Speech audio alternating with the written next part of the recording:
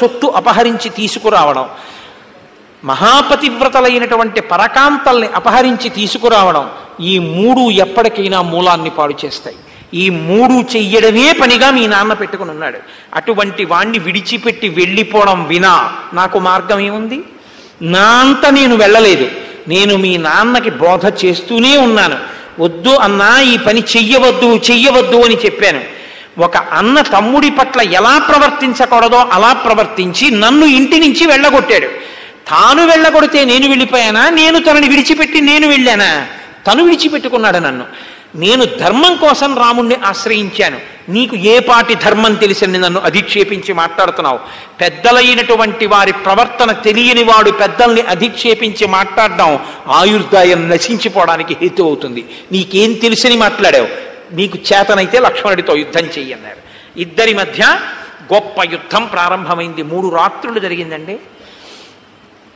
ఎన్ని అస్త్రములు ప్రయోగించాడంటే లక్ష్మణస్వామి అంతులేదు. ఇంచుమించు ధనుర్వేదంలో ఉన్న రౌద్రాస్త్రం, వాయవ్యాస్త్రం, ఐంద్రాస్త్రం, మహేశ్వరాస్త్రం, ఇన్ని అస్త్రములను ప్రయోగించాడు. ఇన్ని అస్త్రములను కూడా అవతల ఉన్నటువంటి ఇంద్రజిత్ ఆయన అస్త్ర ప్రయోగం చేత నిర్వీర్యం చేశాడు. ఇద్దరి మధ్య జరిగినటువంటి యుద్ధంలో ఇద్దరి శరీరాలు పూచిన మోదుగు చెట్లయిపోయాయి. నెత్తురు కాల్వలు కట్టింది. అంత భయంకరమైన యుద్ధం. గరుత్మంతునితో సహా దేవతలు, సిద్ధులు, యక్షులు, గంధర్వులు, మహర్షులు అందరూ ఆకాశ మార్గంలో నిలబడి లక్ష్మణుని యొక్క శరీరమునకు తేజస్సు నశించకుండా, బలము తరిగిపోకుండా వాళ్ళు ఆశీర్వచనాలు చేస్తున్నారు ఇంద్రజిత్ నిగ్రహింపబడాలి అని. కొద్దిగా క్షోభకి గురి అయినట్టుగా ముఖవళికలు కనపడ్డాయి. ముఖ కవళికలు. వెంటనే విభీషణుడు వచ్చి కించిత్ నీరసపడుతున్నటువంటి ఇంద్రజిత్తుని విడిచిపెట్టవద్దు, తొందరగా బాణప్రయోగం చేసి పడగొట్టు అన్నారు. ఈలోగా అక్కడ ఉన్నటువంటి రాక్షసులతో మాట్లాడుతూ లక్ష్మణుడితో యుద్ధం చేస్తూ, లక్ష్మణుణ్ణి రెచ్చగొట్టి మాట్లాడుతూ లక్ష్మణుడి యొక్క ఏకాగ్రతని కించిత్ భంగం చేస్తూ, మీరు నా వెంట లక్ష్మణుడు తరమకుండా చూడండి, నేను ఒక్కసారి ఇంటికి వెళ్ళి ఇంతకన్నా బలమైన రథాన్ని, చాలా గొప్ప అస్త్రములను తీసుకుని వస్తానని ఒక్క క్షణంలో మాయమై లంక వెళ్ళిపోయాడు. వెళ్ళిపోయి గొప్ప రథంతో మళ్ళీ అనేక ముసలములు, పరిగలము, శూలములు, ఖడ్గములు అన్నిటినీ పెట్టుకుని తిరిగి మళ్ళీ యుద్ధభూమిలోకి వచ్చేసాడు. ఇంత లక్ష్మణస్వామి ఆశ్చర్యపోయారు. ఇటువంటి వాడు ఇంత వేగం, ఇంతగా అవతల వాళ్ళని మోహపెట్టి వెళ్ళిపోతుంటాడు, ఇంత మాయాయుద్ధం చేస్తాడు, ఇంతటి యుద్ధ విశారదుడు, ఏకకాలంలో ఇన్ని అస్త్రములు తెలిసిన్నవాడు, ఇంత బాణప్రయోగం చెయ్యగలిగిన వాడు అని లక్ష్మణమూర్తి భూమి మీద నిలబడి యుద్ధం చేస్తున్నారు. తనవారి మధ్య నిలబడి, రథంలో నిలబడి ఇంద్రజిత్ యుద్ధం చేస్తున్నాడు. ఇన్నాళ్ళకి ఎదురుగుండా చూస్తూ యుద్ధం చేసే అదృష్టం లభించింది. ఎప్పుడు కనబడడం, మేఘాలు చాటుకు పోతాడు. ఇవాళ హోమం అవలేదు కాబట్టి అదృష్టం దొరికింది.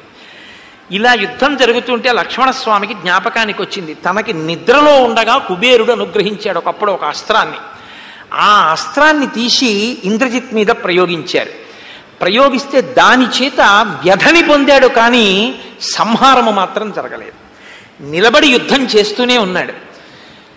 ఇలా యుద్ధం చేస్తూ పోతే చీకటి పెరిగిన కొద్దీ, రాత్రి పెరిగిన కొద్దీ బలం పెరుగుతూ ఉంటుంది. లక్ష్మణ, నువ్వు నరుడివి కాబట్టి నీ బలం క్షీణించడం ప్రారంభమవుతుంది.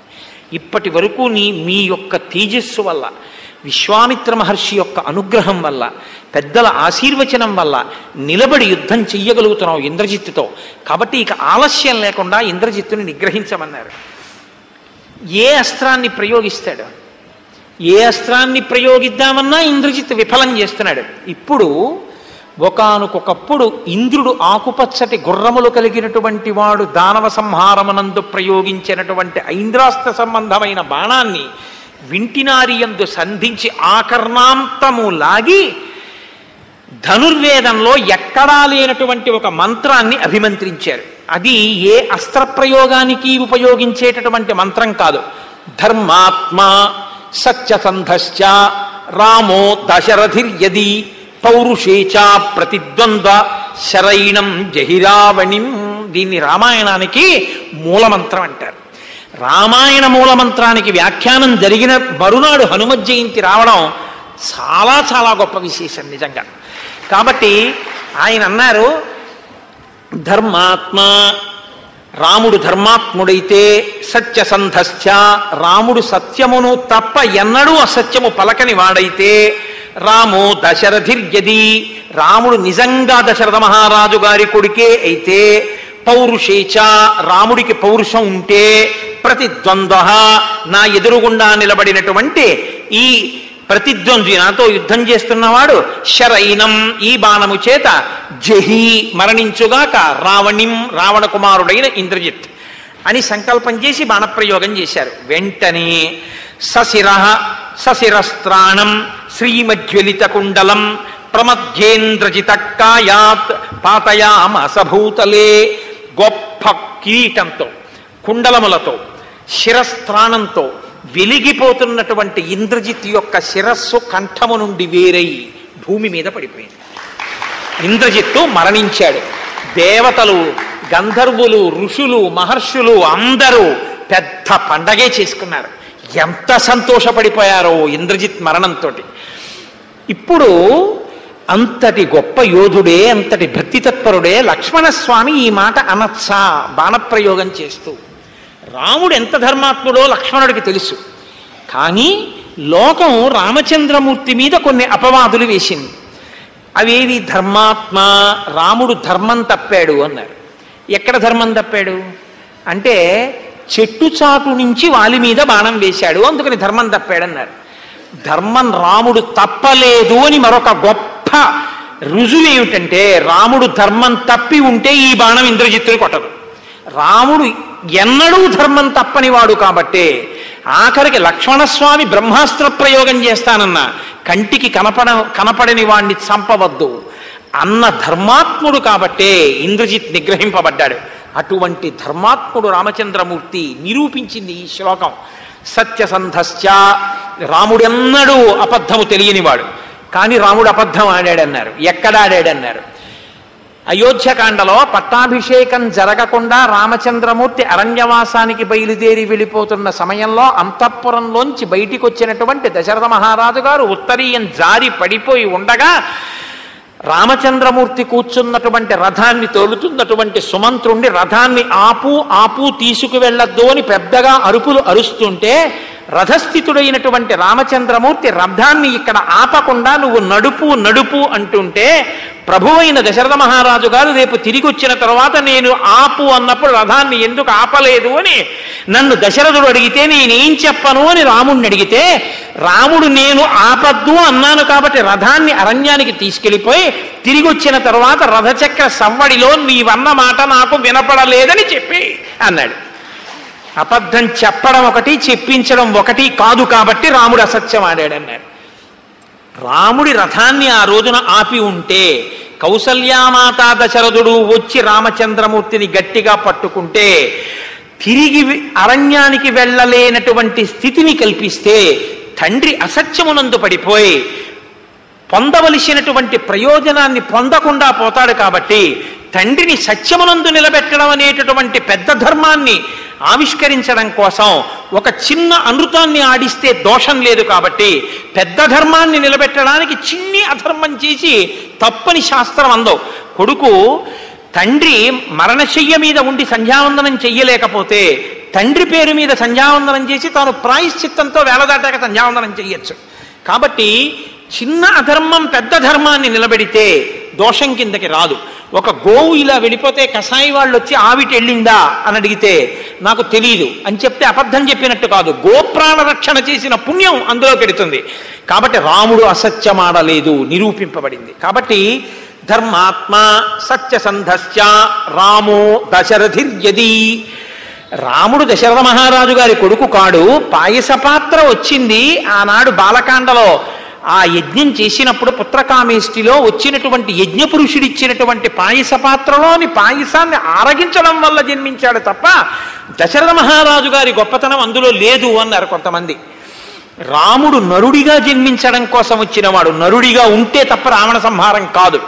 కాబట్టి నరుడిగా వచ్చాడు కాబట్టి నరుడిగా జన్మించాలంటే దశరథ మహారాజు గారి తేజస్సు కౌసల్యా సుమిత్ర కైకేయిలలోకి ప్రవేశిస్తే తప్ప నర ఆవిష్కారము, నర ఉత్పత్తి జరగదు. కాబట్టి దశరథ మహారాజు గారి కొడుకుగానే వచ్చాడంటే పూర్ణమైనటువంటి నరుడిగానే రాముడు నడిచాడు తప్ప ఎక్కడా ఈశ్వరుడిగా రామాయణంలో రాముడు నడిచి చూపించలేదు అని నిరూపించింది. కాబట్టి ఆయన దాశరథియే, దశరథ మహారాజు గారి కొడుకే.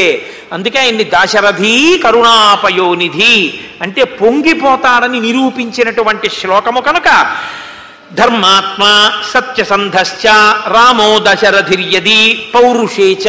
రాముడికి పౌరుషం లేదన్నారు ఒకప్పుడు. ఎప్పుడు 14,000 మంది కరదూషణాదులతో ఆయన యుద్ధం చేస్తుంటే బాణ పరంపర చేత దెబ్బతిన్నటువంటి కరుడు ఒంటి నుంచి రక్తం కారిపోతూ తాటి చెట్టు ప్రమాణంలో గబగబా నడిచొచ్చి రామచంద్రమూర్తి మీద పడిపోతుంటే బాణం వెయ్యడానికి చోటు లేక వింటినారిని వెనక్కి లాగడం కోసం 3 అడుగులు వెనక్కి వేశాడు.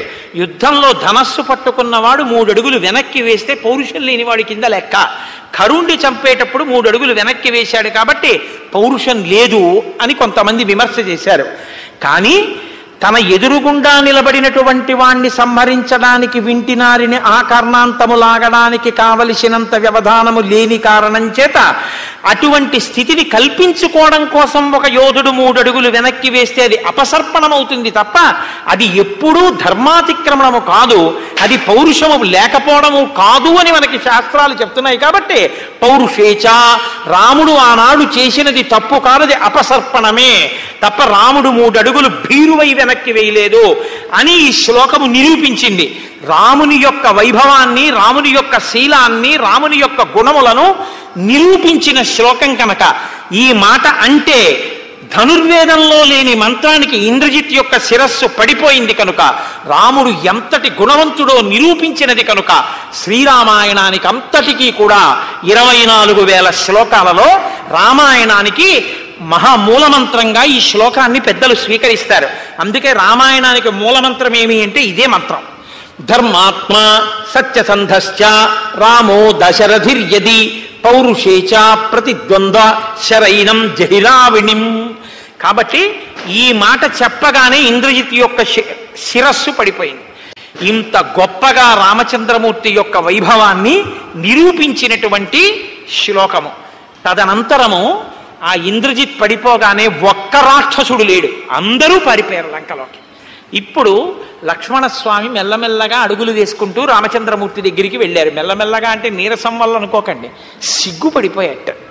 దేనికి సిగ్గు అంటే అన్నయ్యంతటి మహావీరుడి దగ్గరికి వెళ్ళి అన్నయ్య నేను ఇంద్రజిత్తుని చంపానని ఎలా చెప్పను, నేను చంపానన్నయ్యా అని చెప్పడం శుభవార్త.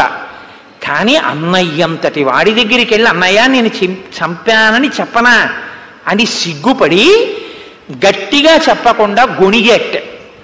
గొణిగితే రామచంద్రమూర్తి ఏరా నాన్న ఇంద్రజిత్ సంహారం అయిందిగా అన్నట్ట. అప్పుడు పక్కనున్న విభీషణుడు గట్టిగా చెప్పేట, మహానుభావుడు ఈ లక్ష్మణస్వామే ఇంద్రజిత్తుని సంహరించాడన్నట్ట.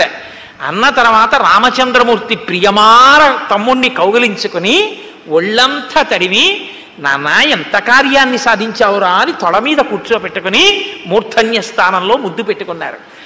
అక్కడ సుషేణుణ్ణి పిలిచి ముక్కు దగ్గర ఒక ఓషధి పెట్టించారు.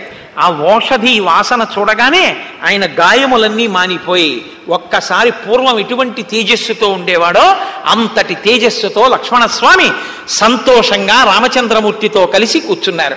ఇంద్రజిత్ వధ అయిపోయింది కాబట్టి ఇంకా రావణ వధ కేవలము నిమిత్తమే.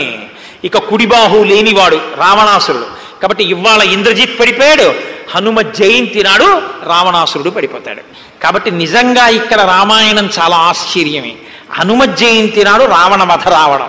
కాబట్టి రేపటి రోజున రావణవధ చేయించుగాక రామచంద్రమూర్తి వాచికంగా రావణవధ చేయించి హాయిగా ఇంకా తర్వాత పట్టాభిషేకం వైపుకి అడుగులు వేసేసేటటువంటి భాగ్యం, అంత గొప్ప ఉత్సవాన్ని నిర్వహించుకునేటటువంటి అదృష్టం ఆ సీతారామచంద్ర ప్రభువు ఆ స్వామి హనుమ మనకి కృప చెయ్యాలని ప్రార్థన చేస్తూ ఇవాల్టి ఉపన్యాసాన్ని